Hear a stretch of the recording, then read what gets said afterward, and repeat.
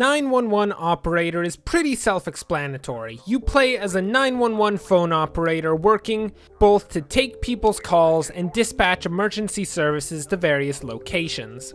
It is fundamentally a strategy game where the player has to distribute their limited emergency resources across a large city.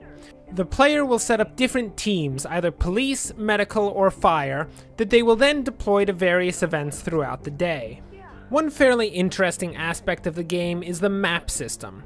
Most of the gameplay occurs on the city map, which is a simple blue overview of the road network of a city.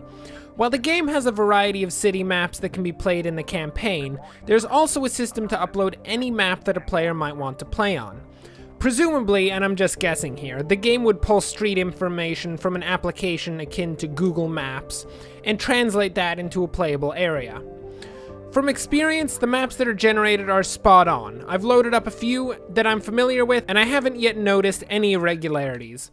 On top of the coolness factor of this feature, it also adds a lot of replayability to the game. The main difficulty factor on most maps is the layout of the city itself. Some seem more conducive to quick response times, while others simply aren't. The map loading system ensures that there is always a new layout to master. For the gameplay itself, it is divided into two sections, the pre-game and the simulation.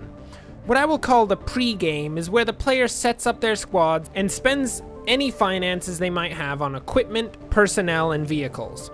For the most part, it is straightforward. Choose a car and put people in the car, then equip them. Nothing revolutionary.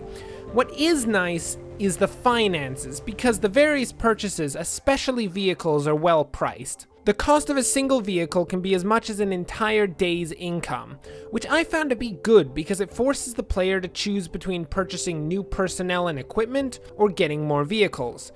Decisions like this are hard for strategy games to create in a lot of instances. I've found that in games with similar squad building mechanics, this is basically a dumbed down version of XCOM or even Halcyon 6 to an extent, resources to purchase things often end up being so abundant that anything new can be immediately picked up. It was nice to see 911 Operator having a good income to cost ratio. The actual meat of the game is the simulation itself. The player can direct first responders and listen to calls. To start with, we'll talk about the calls. They're simple dialogue trees where you choose a response to each of the witnesses' statements. The generic calls become very generic very quickly. Luckily, that makes them quick to click through, but you will basically know what's in store for you the moment someone calls up. Plus, the voice acting is not all that good. People that are supposed to be standing next to a fire can sound completely nonplussed by the situation, and other voice actors just quite simply overact their parts. In addition to generic calls, the game has unique calls for its campaign missions that are based off of actual 911 calls.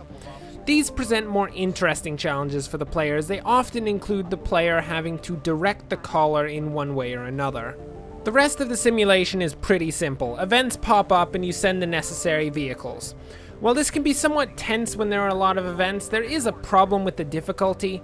Most of the events stick around far too long. The player tends to have far too much time to respond to something like a burning building, making the management end of the game lacking the intensity that it could have had.